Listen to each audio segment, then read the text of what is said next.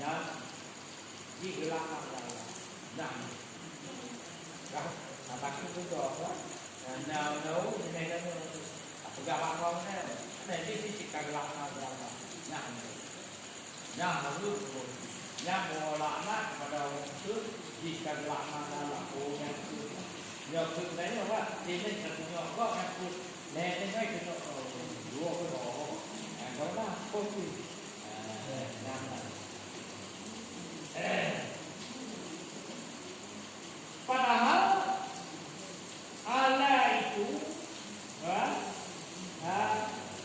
yaitu atas sesuatu yang dikaitkan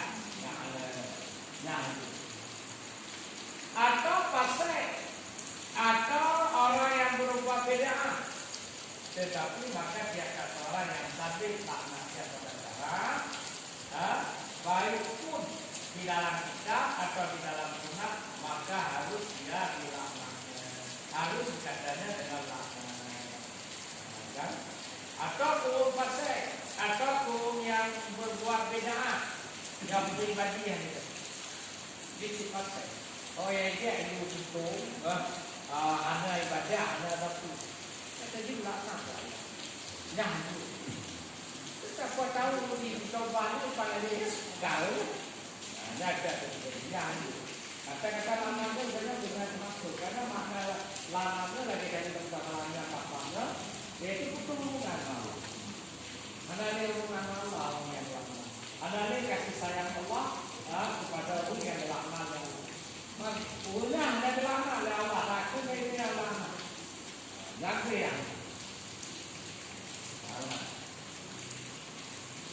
Tetapi maka dia seorang yang sampai zamannya pada cara baik pun di dalam kitab atau di dalam sunnah. Oh tidak mau sampai di dalam menolak agama ini jika lama. Di dalam kitab kali juga, alurnya dalam sunnah kali juga. Seperti kata engkau Abu Jahal laknatillah, itu sunnah. Yang sunnah berpahala itu Abu Lahab laknatillah.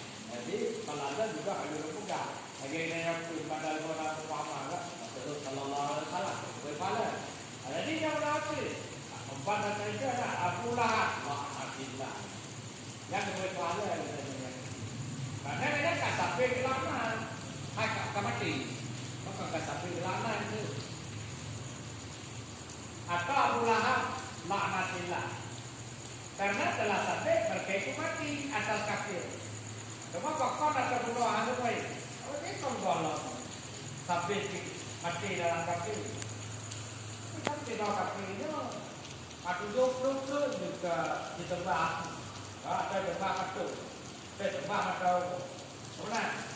Bagi 70 kerja sadar ni mencakup dua kalimat syahadat mati itu tetap mampu adalah anak ini yang hanya adalah ya hanya sampai nanti ada kemenangan yang selamat harus dan diketahui dengan demikian itu dan tentu di dalam halnya pada syarat melaknat seorang bahwa tertentu pada zaman kita misalnya maka yaitu berbahaya. Kan? Jadi namun bedanya hukum yang tertentu yang dalam jaza, kan? Yang tertentu cukup bahaya. Jadi betul. Karena barangkali masuk Islam yang lagi bergabung, maka matinya keadaannya hampir di sisi Allah. Walaupun jika betul-betul di tempat betul-betul di tempat itu akhir hayat ini diucap dua kali masalah atau nanti akhir itu lama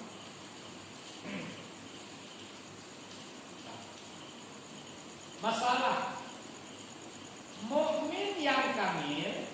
Makna mukmin yang kamil, mukmin tidak yang sempurna iman. Tiada yang melaknat pada pencelaan sesuatu. Menurutnya orang betul-betul beriman, kan? Hak be, handi itu dia baru tanya kata-kata lama. Be itu dia.